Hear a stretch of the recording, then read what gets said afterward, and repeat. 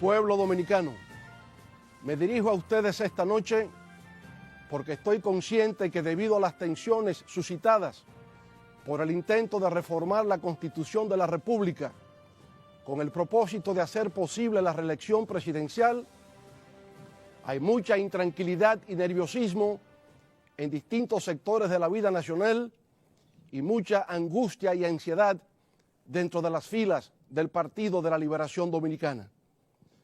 Lo primero que debo decir al respecto es que, contrario a la percepción que ha querido crearse, mi observación a la referida reforma constitucional no obedece al hecho de que sea un ambicioso, un mezquino o un obstinado que desafía todos los obstáculos, aunque las circunstancias supuestamente no le favorezcan. Nada más descabellado. Mi observación no obedece a razones tan innobles. Resulta más bien de una convicción, de valores y de principios que he sustentado con mi propia conducta o proceder a lo largo del tiempo, cuando requerido por la dinámica de los acontecimientos he tenido que adoptar decisiones sobre el particular. Por ejemplo, muchos recordarán que durante mi primera gestión de gobierno, allá por el 1998, el entonces presidente del Senado, amable Aristi Castro, del Partido Reformista Social Cristiano, me hizo pública la propuesta de reformar la Constitución de la República a los fines de hacer posible la reelección presidencial. El senador Aristi Castro incluso me visitó a mi casa para persuadirme de la necesidad de realizar la susodicha reforma. Al senador Aristi Castro le agradecí su gesto de confianza hacia mi persona, pero inmediatamente le expresé mi desacuerdo con su proyecto de reforma constitucional. Pero el senador reformista no se daba por vencido.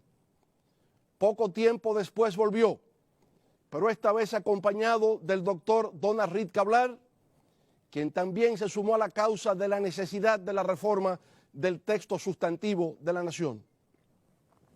A ambos les reiteré mi negativa, pero había tal vehemencia y ardor en sus planteamientos que me pidieron visitar al doctor Joaquín Balaguer para escuchar directamente de sus labios el mensaje que me había estado transmitiendo. Visité a la legendaria figura de la política dominicana y hombre poseedor de una cultura enciclopédica en su residencia de la avenida Máximo Gómez, número 25. Allí conversamos sobre diversos tópicos, pero muy especialmente sobre el tema que nos concernía, el de la reforma constitucional para viabilizar la reelección presidencial. Escuché con gran atención e interés al viejo zorro de la política discernir sobre la inevitabilidad de modificar nuestra carta sustantiva, en razón de las graves amenazas de inestabilidad y retroceso que se cernían sobre el país ante la posibilidad de que la oposición saliese triunfante en las urnas. En todo caso, lo que le manifesté en medio de la gratitud y el respeto fue mi desacuerdo, fundamentado en el hecho de que no me parecía aconsejable modificar la Constitución para beneficio propio, y en razón de que la última vez que en la historia de la República se había intentado hacerlo, en la época de Horacio Vázquez, le abrimos las puertas a la larga tiranía de Rafael Leónidas Trujillo. Mis argumentos no parecieron convincentes. No estuvo satisfecho con mi decisión, pero finalmente la aceptó. Acordamos mantener la comunicación ante cualquier otra eventualidad. Nos dimos un fuerte abrazo y finalmente nos despedimos. Como siempre, tomé la decisión que entendía correcta, guiado por mis principios. Años más tarde, con el apoyo de más de 2 millones de votantes, por primera vez en la historia electoral de la República Dominicana, sin tener que haber modificado la Constitución, retornamos al poder en el 2004. Con este triunfo del pueblo dominicano, desde el gobierno logramos recuperar la confianza que estaba completamente perdida. Se redujo la tasa de cambio, que de 57 pesos por cada dólar se colocó de manera inimaginable a tan solo 28 pesos por cada dólar. La inflación bajó, la economía se estabilizó y volvió a crecer por encima del 7% del Producto Interno Bruto. Se generaron nuevos empleos, se aplicaron de manera activa y eficiente políticas sociales que hoy son ejemplo para toda la región y se disminuyó en forma significativa el nivel de pobreza. Como consecuencia de esos logros, obtuvimos nuevamente el respaldo mayoritario del electorado en los comicios de medio término del año 2006. En esa oportunidad conquistamos por vez primera como Partido de la Liberación Dominicana el mayor número de senadores, diputados y alcaldes en el espectro político nacional. Debido a esa resonante victoria, proclamé que la ruptura histórica experimentada con el golpe de Estado contra el gobierno del profesor Juan Bosch en el 1963 se había vuelto a reencontrar con el triunfo de las fuerzas peledeístas en el 2006. Entonces afirmé que el boschismo había vuelto a ser mayoría en la República Dominicana y que esa era la ocasión precisa para continuar la revolución democrática institucional que el líder y fundador de nuestro Partido de la Liberación Dominicana, profesor Juan Bosch, el más agudo pensador y analista político nacional, había iniciado desde sus luchas en el exilio y tras la muerte del dictador Rafael Leónidas Trujillo. En razón de que la Constitución fue modificada en el 2002 por mi antecesor, no tenía ningún impedimento constitucional ni legal para presentarme a un segundo mandato consecutivo en el año 2008. Así lo hice, obteniendo nuestro Partido de la Liberación Dominicana un nuevo triunfo, a pesar del impacto de la crisis económica global que condujo a un incremento inusitado de hasta $147 el barril de petróleo y a alzas desmesuradas del precio de los alimentos, fruto de la especulación financiera de contratos a futuro de productos básicos. El 2010 fue memorable. En esa ocasión todo el mapa electoral de la República Dominicana fue teñido de morado. Se había logrado lo que nunca antes organización política alguna había alcanzado en la historia política de la República Dominicana. Haber ganado 31 de las 32 provincias del país. Todo eso, naturalmente, era posible por la estabilidad, el crecimiento, el desarrollo, el progreso, la modernización, la institucionalización y el bienestar que venía experimentando nuestro país bajo la conducción del Partido de la Liberación Dominicana. Los representantes de organismos multilaterales, las delegaciones diplomáticas acreditadas en el país, las agencias calificadoras de riesgo, los diversos núcleos empresariales, los dirigentes sindicales, los visitantes extranjeros y los compatriotas que retornaban al lar patrio, todos solo expresaban palabras de encomio y de asombro frente a los cambios que se erigían ante sus ojos como testigos de excepción. Y así, de esa manera, las agujas del reloj se movían de manera indetenible hacia la celebración de nuevos comicios presidenciales en el 2012. Pero desde un año antes, en el 2011, la efervescencia de la campaña empezó a sentirse. Se realizaban distintos actos en favor de una nueva reelección. Las diversas encuestas que se hacían nos colocaban como favorito para ganar en primera vuelta. Como parte de esos eventos, 27 senadores me giraron una visita al Palacio Nacional solo con el propósito de expresarme su solidaridad y apoyo ante cualquier decisión que adoptase con respecto al tema de la reelección. Igual ocurría con la mayoría de los diputados y alcaldes de nuestra organización política, quienes querían arrimar sus hombros y hacer causa común conmigo ante la eventualidad de una nueva candidatura presidencial. Finalmente, aconteció lo insólito. Se celebró un solemne, apasionante y masivo acto en el Centro Olímpico Juan Pablo Duarte para hacer entrega de 2.400.000 firmas de ciudadanos en el que se nos solicitaba aceptar una nueva candidatura a la presidencia de la República por el Partido de la Liberación Dominicana.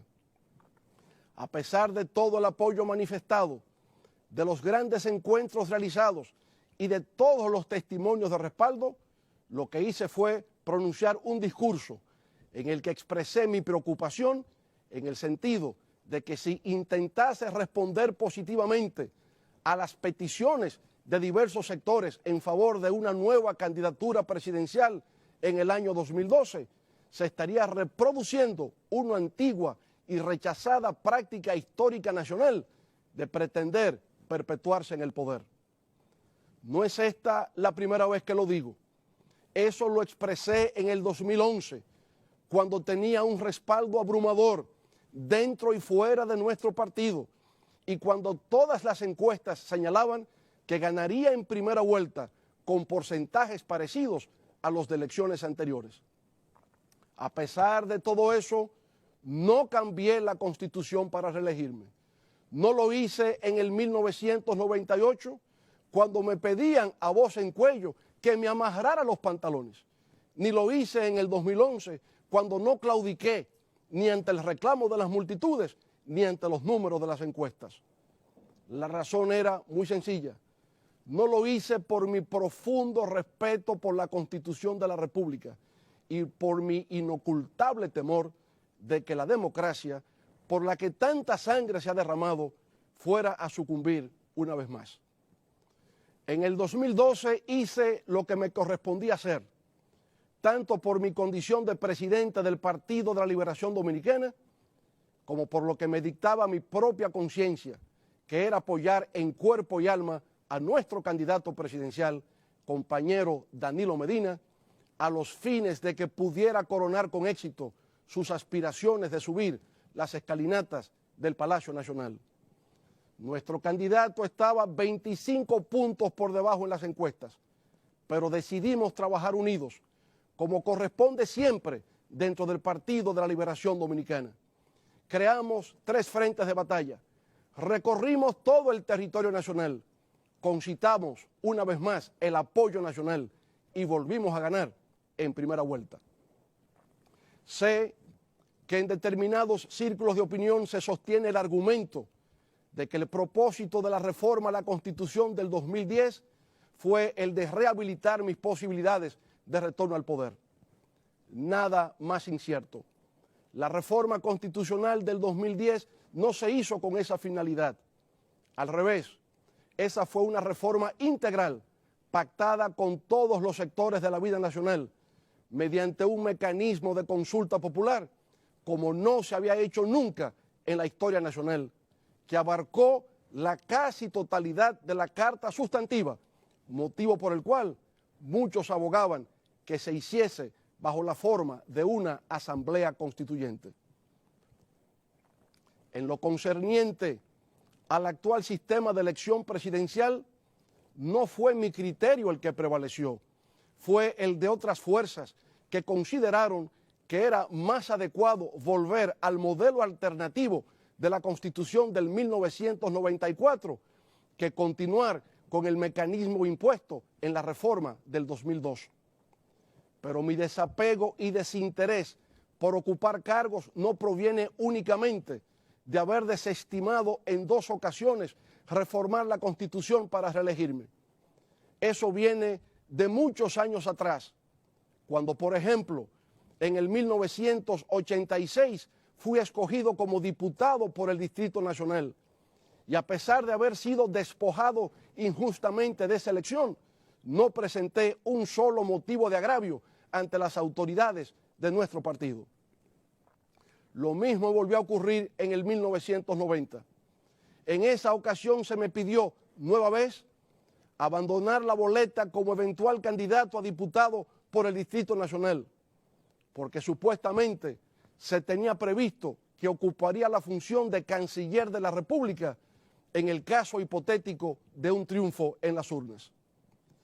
Luego de los acontecimientos que frustraron la llegada al poder de nuestra organización en esas elecciones, Un compañero, tal vez con el propósito deliberado de desherirme, en tono sarcástico me expresó, cito, tú sabes que si hubiésemos ganado, a ti solo te habrían propuesto la posición de vicecanciller.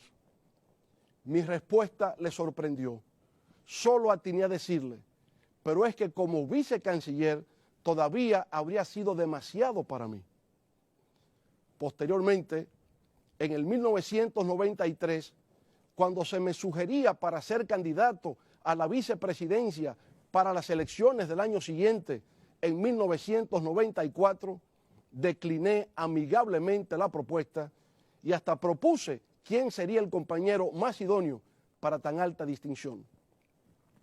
Todo este relato lo he traído a colación para indicar que en todo lo largo de mi trayectoria política, tal vez de manera típica, nunca me he procurado cargos o puestos.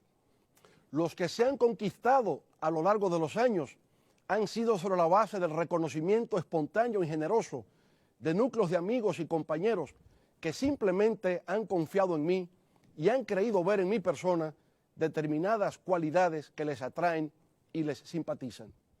Pero ni antes ni ahora mi lucha jamás ha sido por un cargo. Antes, como en la actualidad, lo que siempre me ha animado es la lucha por una causa que considere justa, noble y valedera. Y en estos momentos, la causa que asumimos es la de respeto por nuestra Constitución, la defensa de nuestra democracia y de nuestro Estado de Derecho. Lo hago porque como principal promotor o auspiciador de la actual Carta Magna, sin que nadie me haya dado mandato para ello, me siento, sin embargo, en la obligación moral de ser su guardián, su vigilante y su centinela, al igual que todo el pueblo dominicano. Pero más aún, lo hago porque percibo que en nuestro medio no se ha llegado plenamente a comprender que el objetivo fundamental de una Constitución es el de establecer los límites al ejercicio del poder político. La Constitución, además de disponer la protección y garantía del disfrute de los derechos fundamentales, contiene las reglas del juego político y es como el semáforo en rojo que indica cuándo hay que detenerse. En la historia nacional ha habido quienes osadamente han modificado nuestra ley de leyes para continuar su marcha desenfrenada, aún con la luz en rojo. Y eso es lo que no podemos permitir que ocurra nunca. Un destacado jurista y filósofo italiano del siglo XIX, Gian Domenico Romagnosi, llegó a sentenciar que, cito, la Constitución es la ley suprema que un pueblo impone a sus gobernantes con el objeto de precaverse contra el despotismo, termina la cita. Parafraseando a Winston Churchill, el símbolo de la resistencia contra los nazis durante la Segunda Guerra Mundial, la Constitución, cito, no es un sofá que toma la forma de la última persona que se sentó en él, termina la cita. En definitiva, la Constitución tiene una función de legitimación del poder político, tanto en su origen como en su desempeño. Para ella, la soberanía reside exclusivamente en el pueblo, de quien emanan todos los poderes, los cuales se ejercen en los términos establecidos por la propia Constitución y las leyes. Todo lo que se haga contrario a la Constitución es nulo. La Constitución es la fuente del Estado democrático y social de derecho.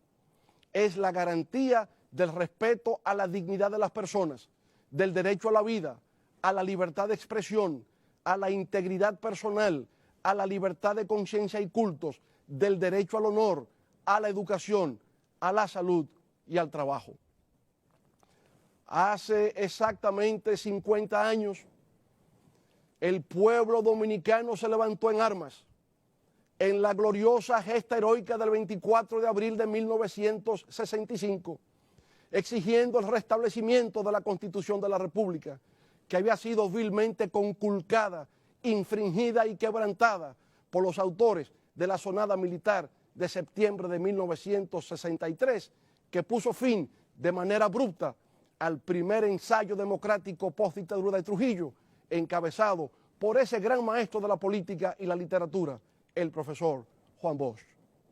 Nosotros, los miembros y dirigentes del Partido de la Liberación Dominicana, somos los legatarios universales de ese gran movimiento que fue la Revolución de Abril. Pues sin ese acontecimiento, el líder y fundador de nuestro partido no habría evolucionado en su pensamiento, dejándonos de esa manera huérfanos de una orientación que nos sirviera para convertirnos en los arquitectos de nuestro propio destino. Sin constitución no hay patria. Sin constitución no hay nación, no hay familia. Sin constitución todos nuestros derechos son desconocidos. Sin constitución podemos ser esclavizados, tratados sin dignidad, sin respeto, sin honor. Sin constitución, sencillamente, no existimos. Por eso debemos conocer, respetar y honrar nuestra constitución. Solo ella nos protege contra la arbitrariedad, el despotismo, la tiranía y la opresión. Dominicanas y dominicanos, el pasado 30 de abril fue depositado por ante el Senado de la República un proyecto de ley que declara la necesidad de reformar la Constitución de la República en su artículo 124. Ese proyecto de ley fue presentado por 13 honorables miembros de esa Cámara Legislativa, conforme al artículo 269 de la Constitución, según el cual nuestra Carta Sustantiva, comillas, podrá ser reformada si la proposición de reforma se presenta en el Congreso Nacional con el apoyo de la tercera parte de los miembros de una u otra Cámara o si es sometida por el Poder Ejecutivo, cierre de comillas.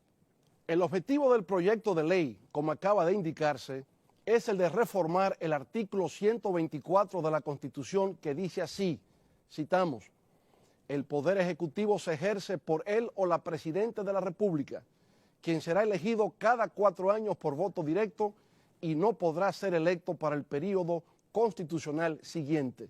Termina la cita. El proyecto de ley para reformar la Constitución lo que indica es lo que sigue. Cito, artículo 1. Se declara la necesidad de modificar el artículo 124 de la Constitución de la República del 26 de enero del año 2010, así como el establecimiento de un artículo transitorio en el texto de la misma, conforme se indica en el siguiente artículo. Artículo 2.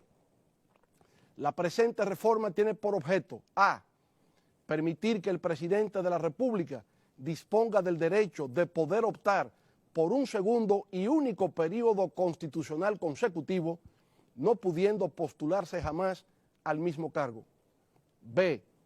Establecer un artículo transitorio en que se consigne de que en el caso eventual de que el presidente de la República actual, correspondiente al periodo 2012-2016, sea candidato presidencial para el periodo 2016-2020, no podrá presentarse para el siguiente y para ningún otro, termina la cita.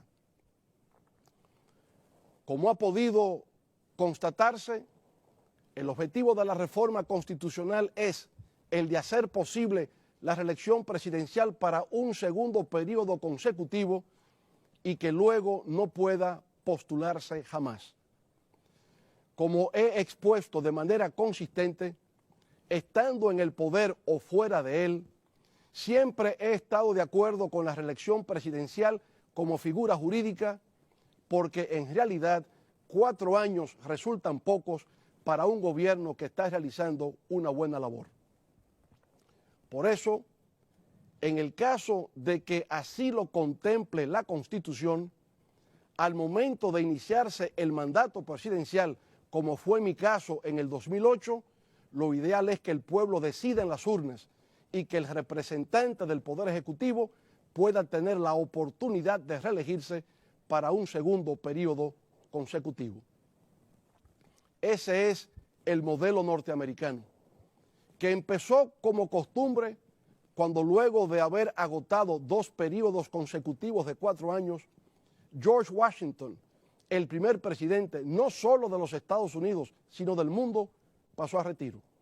Esa práctica continuó con John Adams, Thomas Jefferson, James Madison, James Monroe y todos los ejecutivos norteamericanos, hasta Franklin Delano Roosevelt, que por el hecho de la Gran Depresión en la década de los 30 y la Segunda Guerra Mundial, fue electo 4 veces para ocupar la Casa Blanca.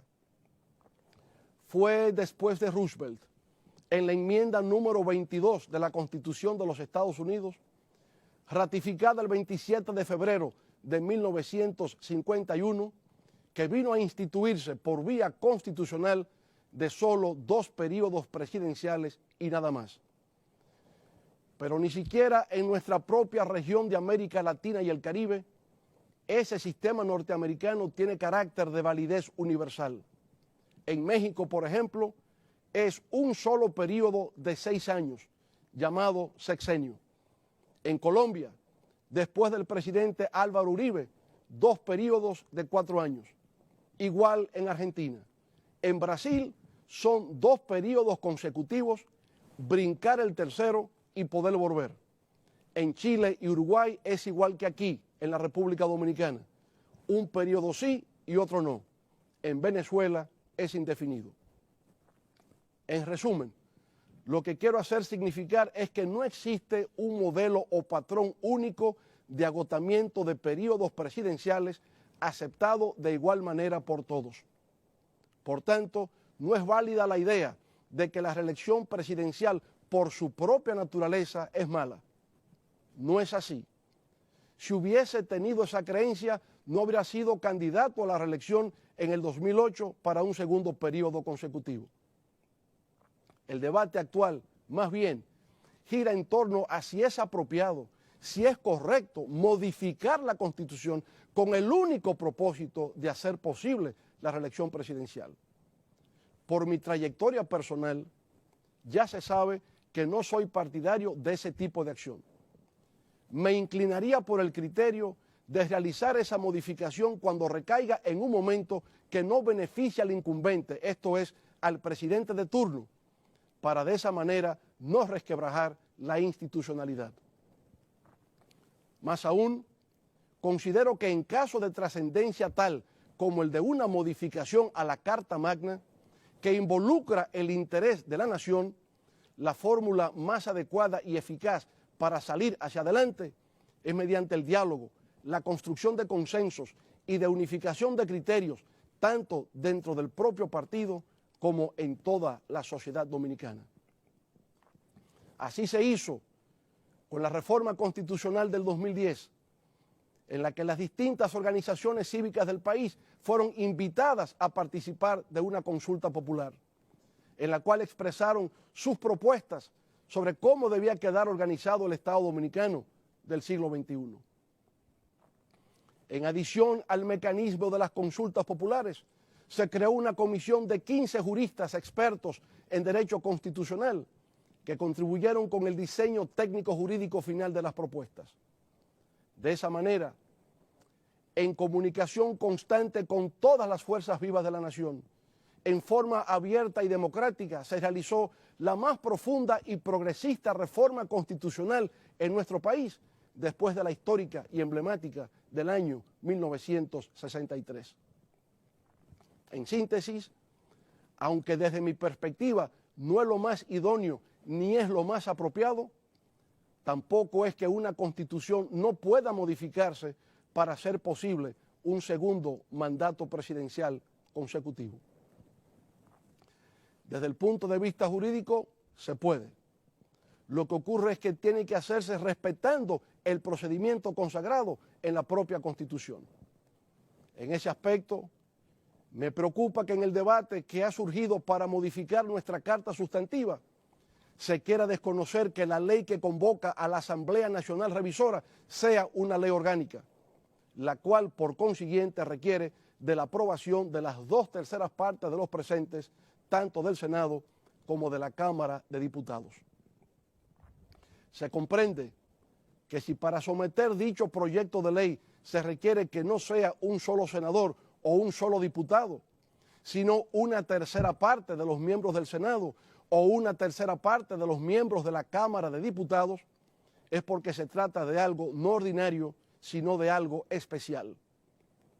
Luego, si conforme al artículo 271 de nuestra actual Constitución, para aprobar la reforma propuesta, la Asamblea Nacional Revisora, que es la reunión de ambas cámaras, Senado y Cámara de Diputados, requiere las 2/3 partes de los votos, ¿por qué razón entonces se le quiere negar la condición de orgánica a la ley que declara la necesidad de reformar la Constitución? Eso, que parece un debate más para abogados que para el resto de la ciudadanía, tiene sin embargo una trascendencia enorme para el futuro de nuestra democracia. Porque lo que estamos discutiendo es si nuestra Constitución debe ser rígida o flexible. Si es rígida, es difícil de modificar, que es lo que se desea para cualquier constitución en el mundo. Si es flexible, entonces se hace susceptible de ser modificada por cualquier capricho, quebrantándose de esa manera el Estado de Derecho. Pero además, me preocupa que se tejan ardides y se elaboren argucias para eludir el hecho de que una reforma como la que se está planteando requiere de algún mecanismo de legitimación popular, como sería el caso, por ejemplo, de un referendo aprobatorio. Para aspirar a reformar la actual Constitución de la República y hacer posible la reelección presidencial, se parte de la premisa del enorme respaldo que recibe el presidente de la República en las distintas mediciones o encuestas que se realizan. Sobre esa base, se ha levantado la consigna que se lee en letreros en distintas partes del país, de que el pueblo es el que manda. Yo, personalmente, comparto esa opinión. Ciertamente, el pueblo es el que manda. Y si es así, entonces dejemos que sea el pueblo el que efectivamente se exprese mediante la realización de un referendo aprobatorio para que diga directamente si quiere o no quiere la reforma constitucional conforme al artículo 272 de nuestra Constitución. Ese sería un ejemplo hermosísimo de democracia directa, como nunca antes se ha visto en la historia nacional. De esa manera, nuestro Partido de la Liberación Dominicana estaría a la altura de las grandes expectativas nacionales, se cubriría nuevamente de gloria y dejaría escrito un nuevo capítulo ejemplarizador en las luchas de nuestro pueblo por la democracia y la libertad. Yo mismo me sumaría con entusiasmo a esa gran jornada cívica. Recorrería el país nuevamente junto a todo el que se sienta identificado conmigo en favor de que el pueblo manifieste su voluntad en favor del cambio a la Constitución. Sé que lo que late en el corazón de todos los miembros de la alta dirección de nuestro partido es que en estos momentos, por lo que refieren las encuestas, el compañero presidente Danilo Medina es quien se encuentra en mayores posibilidades de garantizar un nuevo triunfo morado en las urnas.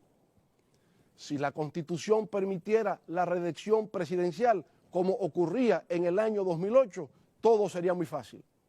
Esta discusión no se habría suscitado. Todos estaríamos apoyando a nuestra mejor opción, pero resulta que la Constitución no lo permite. Aún así, no es mi propósito erigir obstáculos en las aspiraciones legítimas de triunfo que todos albergamos. Y aunque por convicción y trayectoria, como he sostenido, no soy partidario de modificar la Constitución con el único propósito de hacer posible la reelección presidencial, me inclinaría reverentemente y con humildad ante lo que sería la voluntad del pueblo expresada en un referendo. Ya lo decía Abraham Lincoln, ese gigante de la lucha por la libertad, que salvó a su nación de la inminencia de una gran división en medio de la guerra de secesión para liberar a los esclavos al afirmar, cito, la democracia es el régimen del pueblo, para el pueblo y por el pueblo, termina la cita. Nunca temamos al pueblo, dejemos que el pueblo hable, así lo manda nuestra Constitución. En nuestro humilde criterio, el proyecto de reforma que se ha depositado en el Senado de la República no ofrece por sí solo suficientes garantías ni seguridad jurídica en el sentido de que la reforma que se quiera hacer en la actualidad no volverá a repetirse en el futuro. No es que se ponga en duda la palabra o las sanas intenciones de los senadores que han formulado la propuesta de reforma constitucional. Es que sencillamente el artículo transitorio que se aspira a consignar dejaría tan vulnerable la posibilidad de reformar nuestra Constitución en el futuro, como en la actualidad interpretan algunos miembros de nuestra comunidad jurídica, que puede hacerse, esto es, sin aprobación de ley orgánica ni realización de referendo aprobatorio. Eso, naturalmente, sería sumamente peligroso para el porvenir de nuestro pueblo. Sería nefasto, sería catastrófico, ya que dejaría las posibilidades abiertas para que en la posteridad surja algún aventurero que modifique de nuevo la Constitución, pero esta vez para establecer la reelección indefinida e intentar perpetuarse en el poder. Así tendríamos el Trujillo del siglo XXI, que vendría a cercenar nuestras libertades, a mutilar nuestra dignidad y a truncar nuestro porvenir como pueblo. Eso, señoras y señores, no lo podemos permitir. La historia condenaría a nuestra generación como irresponsable, irreflexiva e insensata, pues advirtiendo el peligro y la amenaza que significaba para el futuro de nuestra democracia, de nuestra sociedad y de nuestras familias, no tuvimos el valor de alzar nuestra voz y actuar en consecuencia. Obviamente, lo hacemos con respeto y lo que afirmo es que el proyecto de ley actualmente en el Senado que procura modificar la Constitución de la República es insuficiente y por lo tanto inaceptable por el riesgo y la inseguridad que implica para la supervivencia de nuestras instituciones democráticas. Aunque para muchos resulta más que claro en la actualidad, para no dar lugar a dudas en los años por venir, para que no haya ningún equívoco o falsa interpretación, debería contemplarse modificar el artículo 270 del texto constitucional para que en lo sucesivo, en forma directa, al pie de la letra, señale que la ley de convocatoria a la Asamblea Nacional Revisora debe ser aprobada ni siquiera como una ley orgánica, sino como una ley especial, con las 3/4 partes de la matrícula de ambas cámaras. De igual manera, debería someterse a modificación el artículo 271 para establecer que en lo sucesivo, si la reforma constitucional versa sobre el mandato de elección constitucional del presidente de la República, la decisión deberá adoptarse también por la mayoría de las 3/4 partes de los miembros de la Asamblea Revisora. Debería también someterse al Congreso Nacional para que rija en lo adelante la ley que dispone la consulta popular, para que pueda modificarse la Constitución conforme al artículo 210 de la misma. Finalmente, en lo atinente a la celebración del referendo aprobatorio previsto en el artículo 272, la propuesta es que el número de electores se eleve del 30 al 60% de los inscritos en el registro electoral, para de esa manera hacerlo más participativo y más democrático. La idea es, vuelvo a repetirlo, que la Constitución sea rígida, que no pueda ser cambiada o modificada tan fácilmente, que no dé lugar a interpretaciones aviesas o acomodaticias, que la Constitución sea de manera permanente el pacto suscrito por los diversos sectores que componen la sociedad dominicana para que prevalezca siempre la paz, el progreso y la convivencia civilizada. Como puede apreciarse, lo que sugiero es simple. No persigo cargo o puesto alguno, solo invoco que se respete la Constitución para que un mal ejemplo de hoy no se convierta en la excusa o la justificación del mañana y que todo lo construido hasta hoy con el esfuerzo laborioso de todos los dominicanos y dominicanas se destruya por las ambiciones irrefrenables de poder que cada cierto tiempo surgen en el horizonte nacional. Reconozco que como consecuencia de las discrepancias que se han suscitado en torno al proyecto de reforma constitucional, que procura la reelección presidencial, ha surgido mucha intranquilidad y desasosiego en nuestro pueblo y mucha mortificación y aflicción en la familia PLDista. A pesar de nuestras diferencias, hago todo el esfuerzo para que nuestro partido se mantenga fuerte, cohesionado y unido. Por eso incentivo una línea de diálogo permanente para superar nuestros escollos. Todo lo que he sido y soy políticamente se lo debo al profesor Juan Bosch y al Partido de la Liberación Dominicana. Amo profundamente a nuestro partido de la bandera morada y la estrella amarilla. Ahí me he formado, ahí he luchado junto a mis compañeros y compañeras durante los últimos 42 años en favor de la democracia, la libertad y la prosperidad de nuestro pueblo. No escapa a mi conocimiento, por demás, que en estos momentos el Partido de la Liberación Dominicana es la única fuerza verdaderamente organizada que le queda a la democracia dominicana y que un descalabro nuestro sería una tragedia para la estabilidad democrática de nuestra nación.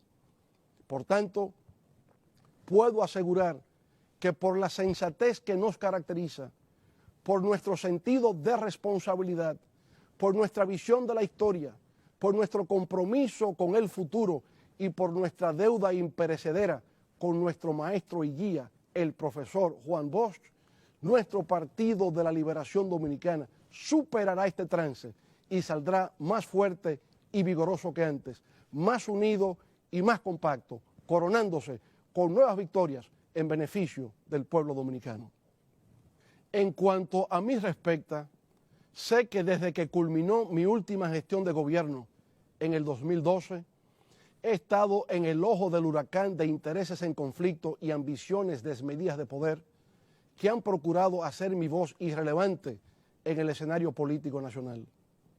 De manera sistemática, como tal vez nunca antes ocurriera con figura pública alguna en la vida del país, se ha intentado degradarme, deshonrarme y hacerme añicos. Sin embargo, no se ha logrado, ni se logrará, pues como dice la palabra, nadie que ha confiado en Dios ha quedado defraudado. Por eso cada día salgo protegido al hacer mío el Salmo 23, diciéndome, Jehová es mi pastor y nada me faltará. Me guiará por sendas de justicia y aunque ande en valle de sombra de muerte, no temeré mal alguno, porque tú estarás conmigo. En todo caso, mi divisa es la de José Martí, el apóstol de la independencia de Cuba, en cuyas frases inmortales dijera, cito, un hombre que oculta lo que piensa o no se atreve a decir lo que piensa, no es un hombre honrado.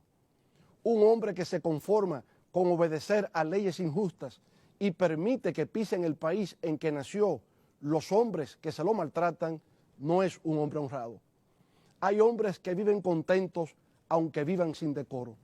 Hay otros que padecen como en agonía cuando ven que los hombres viven sin decoro a su alrededor. En el mundo ha de haber cierta cantidad de decoro, como ha de haber cierta cantidad de luz.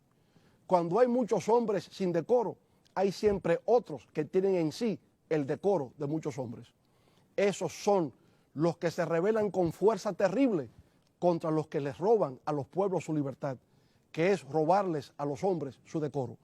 En esos hombres van miles de hombres, va un pueblo entero, va la dignidad humana. Muchas gracias, buenas noches.